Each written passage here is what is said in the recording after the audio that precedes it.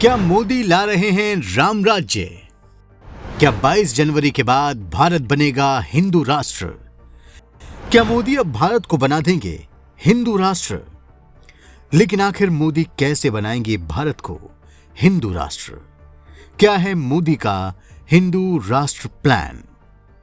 दोस्तों, अयोध्या में 22 जनवरी को रामलला के भव्य मंदिर के उद्घाटन के साथ ये कहा जा रहा है कि अब भारत को हिंदू राष्ट्र बनने से कोई रोक नहीं सकता, क्योंकि मोदी ने हिंदू राष्ट्र बनाने की जिम्मेदारी भारत के वंचित दलित वर्ग के हाथ में देने का फैसला कर लिया है।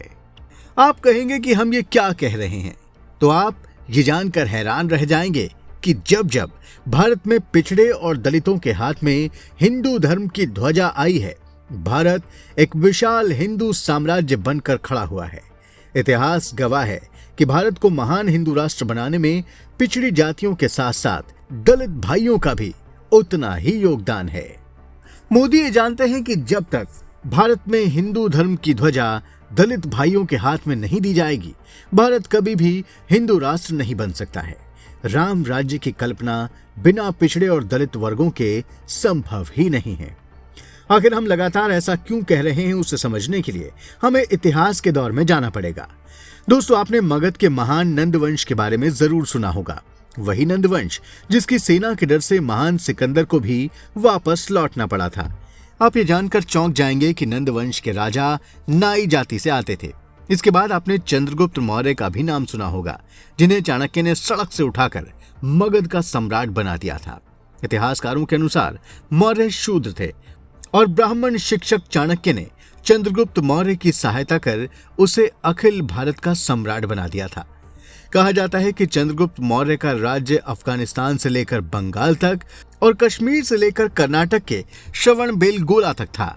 अगर गुप्त वंश के राजाओं की बात करें तो चंद्रगुप्त, विक्रमादित्य और समुद्रगुप्त भी ओबीसी वर्ग से आते थे और गुप्त वंश के वक्त भी भारत एक हिंदू राष्ट्र था और गुप्त वंश के वक्त ही भारत को सोने की चिड़िया कहा जाता था। यहाँ तक कि दक्षिण भारत के महान विजयनगर साम्राज्य की स्थापना करने वाले हरिहर बुक्का भाइयों का वंश ओबीसी ही था। ये लोग भी ओबीसी जाति गडरिया वर्ग से आते थे। इसी वंश में महान राजा कृष्णदेव राय भी हुए। अगर हम दिल्ली की सत्ता की बात करें तो यहाँ भी जो अंतिम हिंदू सम्राट गद्दी पर बैठे, उनका नाम हेमू विक्रमादित्य था और वो भी ओबीसी जाति से ही आते थे। मराठों को कौन भूल सकता है। मराठा वंश तो एक महान हिंदू राजवंश था, जिसकी स्थापना हिंदू हृदय सम्राट छत्रपति शिवाजी महाराज ने की थी। इनको लेकर भी कुछ इतिहासकारों का कहना है कि ये स्वर्ण जाति से नहीं आते थे। तो क्या मोदी जानते हैं कि हिंदू धर्म की पताका तभी फहरा सकेगी जब सारी जातियां अपने वैमनस्य भुलाकर हिंदू धर्म के अंदर खुद को मजबूत करें। शायद यही वजह थी कि जब से मोदी जी भारत के प्रधानमंत्री बने हैं, तब से वो सभी जातियों के लोगों को हिंदू धर्म के छत्र के अंदर गौरव दिलाने के महान कार्य में लगे हुए हैं। आपको याद होगा कि साल 2014 में मोदी जी ने बनारस से चुनाव लड़ने का फैसला किया, तो उन्होंने नॉमिनेशन फॉर्म पर गारंटर के रूप में बनारस के महाशमशान के मुखिया डोम राजा को चुना था। आप जानते हैं कि डोम समाज अति दलित वर्ग से आते हैं। मोदी जी जब साल 2014 में प्रधानमंत्री बने, तभी से उन्होंने अति पिछड़ों और दलितों को समाजवादी, वामपंथी और पेरियारवादी आंदोलनों से दूर कर हिंदू धर्म की विशाल छाया के अंदर गौरव देने का प्रयास किया। 2022 में बंगाल चुनाव के दौरान जब मोदी बांग्लादेश गए थे, तो उन्होंने नाम शूद्र समुदाय के लोगों से भी मुलाकात की थी और इसी समुदाय के देवी के मंदिर में विधिवत पूजा भी की थी।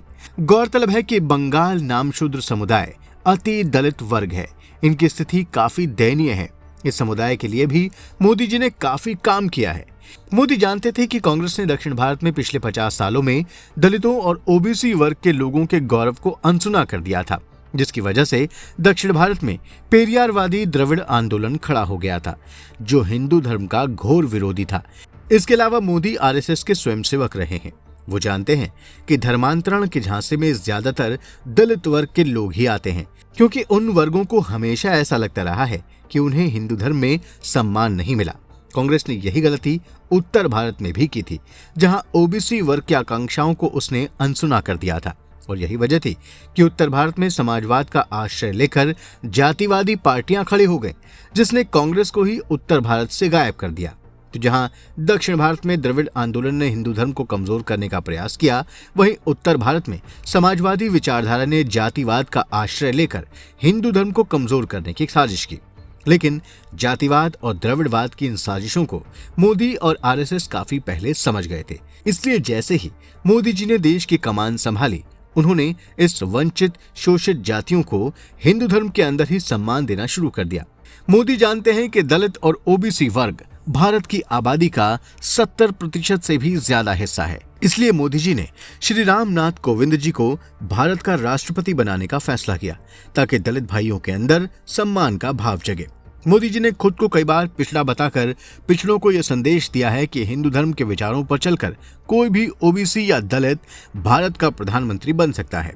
साल 2019 में जब मोदी जी दोबारा प्रधानमंत्री बने, तब भी उन्होंने अपनी कैबिनेट में 27 ओबीसी मंत्रियों को शामिल कर ये साफ संदेश दे दिया कि हिंदुओं को कोई भी जातिवाद के आधार पर अब एक दूसरे से अलग नहीं रख सकता।